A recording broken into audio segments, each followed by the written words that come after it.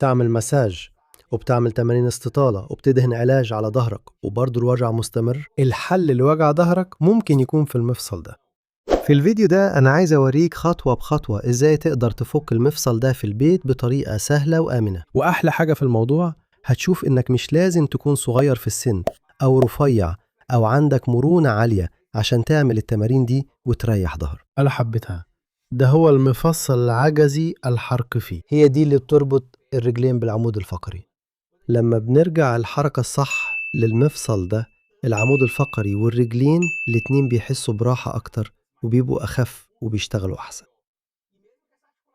وحتى لو المفصل الصغير ده حركته بسيطة، في دراسات كتير بتبين أهميته للعمود الفقري والرجلين، وبتوضح إنه لما المفصل ده بيتحشر أو يتقفل بيسهل ظهور الألم، وكمان ممكن يسهل حدوث إصابة، وإن تحسين حركة المفصل ده ممكن يحسن حتى سرعة وقوة الشوط عند لعيبة الكورة. أول خطوة عشان نفك المفصل ده ونحسن وظيفة جسمك هي دي: هتنام على ظهرك، رجليك مفروضة، وهتحتاج كرة أو مخدة أو وسادة.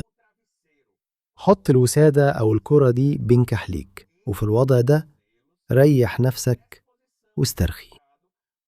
هتضغط على الوسادة، عد لحد 5 وبعدين ريح. هتكرر الحركة دي 3 مرات. لو حسيت بألم في ركبتك أو هنا قريب من أصل الفخذ، ممكن تعمل نفس الحركة بس الوسادة أو الكرة بين ركبتيك. اضغط، عد لحد 5 وبعدين ريح. إيه ده فعلا كويس. الخطوة التانية هتأثر مباشرة على المفصل العجزي الحرقفي. هنا الهدف هو نخلق مساحة كأننا بنفتح المفصلين اليمين والشمال في نفس الوقت. هتفضل نايم على ظهرك دلوقتي برجليك متنية، وهتستخدم حزام. حط الحزام ده فوق الركب كده تقريبا على الارتفاع ده. ممكن تستخدم مخدة عادي، مفيش مشكلة. في الوضعية دي هتدفع مؤخرتك في المرتبة، ما تسيبش مؤخرتك تطلع لفوق، ماشي؟ وما تدخلش ديلك بين رجليك، خلي مؤخرتك دايما لازقة في المرتبة. وهتشد رجليك لبره كأنك بتشد الحزام وبتفرده. شد لحد ما تحس انك مرتاح ومش متضايق. عد لحد 5، يعني 5 ثواني، وبعدين ريح. كمان كرر التمرين ده 3 مرات. وانت بتشد احنا بنستخدم قوة العضلات علشان نفتح مفاصل العجز والحوض من الناحيتين في نفس الوقت.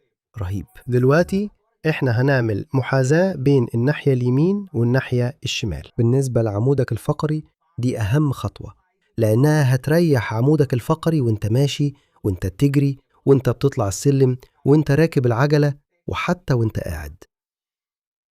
أنا بحاول أعمل فيديو عملي ومباشر، بس لازم أشرح إحنا بنعمل إيه.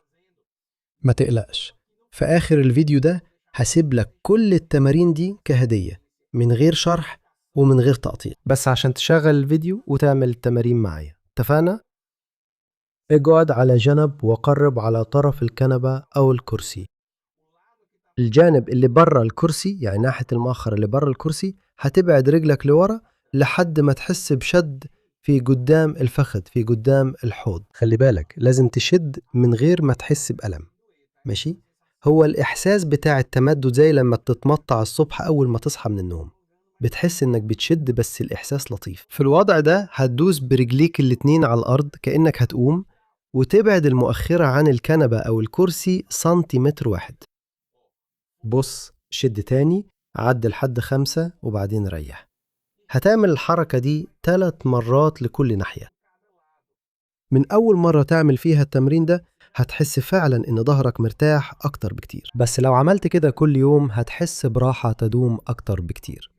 الخطوة الجاية إنك تتعلم إزاي تفك الضغط عن العمود الفقري. أنا وريتك قبل كده إزاي تعمل ده في الفيديو ده، وهنا هتلاقي كل التمارين دي بالترتيب عشان تشغل الفيديو وتتمرن معايا خطوة بخطوة. مش هتلاقي الفيديو ده على القناة، تقدر تشوفه من هنا بس، ده هدية ليك. لو قدرت أساعدك زي ما أنت عارف، شارك الفيديو ده مع أي حد عنده ألم في أسفل الظهر أو عنده مشكلة في العمود الفقري. استخدم الفيديو ده عشان تساعد اللي محتاج.